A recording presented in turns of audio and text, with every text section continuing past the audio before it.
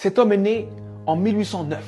En 1816, à 7 ans, forcé à travailler parce qu'on est en train d'expulser sa famille. En 1818, il perd sa mère. En 1828, il perd sa sœur. En 1831, il lance son premier business et il fait faillite. En 1832, il se présente aux élections législatives. Il perd.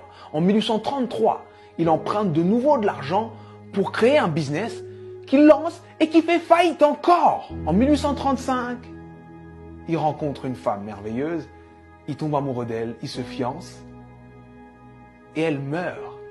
En 1836, il rentre dans une période sombre de sa vie, il rentre dans une dépression profonde.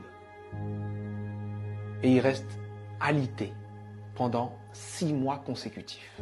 Mais il se relève. Il se relève et cette même année, 1836, il se représente aux élections législatives et il perd de nouveau. En 1840, il se présente pour être électeur. Il perd. Et en 1842, il rencontre la femme avec qui il va finir sa vie, sa femme. Il tombe amoureux, il se fiance, il se marie et elle lui donne 4 enfants. Et il en perd 3.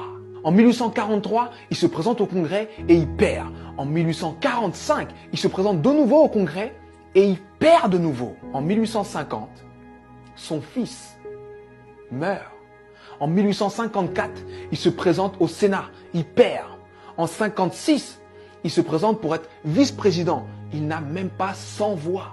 En 1958, il se présente de nouveau au Sénat et il perd de nouveau. Et en 1960, Abraham Lincoln est élu président des États-Unis d'Amérique. Et il fait 2 mandats exceptionnels qui font de lui l'un des présidents les plus respectés et les plus impactants de l'histoire des États-Unis. C'était important que je te raconte cette histoire. C'était important que je te raconte cette histoire parce que on voit le héros, mais on ne voit pas les coulisses de la réussite. Il faut que tu acceptes les coulisses de ta réussite. Peu importe la difficulté, peu importe ce qui se passe, peu importe ce que tu dis, sache que tant que tu respires, ton but t'attend. Tant que tu respires, ton rêve t'attend. Et je vais te dire une chose que je veux que tu gardes dans ta tête et dans ton cœur le plus longtemps possible et que tu te répètes le plus souvent possible. Les épreuves que tu trouves sur ton parcours sont adaptées à ton potentiel. Les petits potentiels ont de petites épreuves. Les gros potentiels ont de grosses épreuves. On peut tous, dans nos vies, prendre des feuilles, noter les dates des moments les moins drôles de nos vies, les moments les plus difficiles de nos vies, et faire une liste comme celle que je viens de faire pour Abraham Lincoln.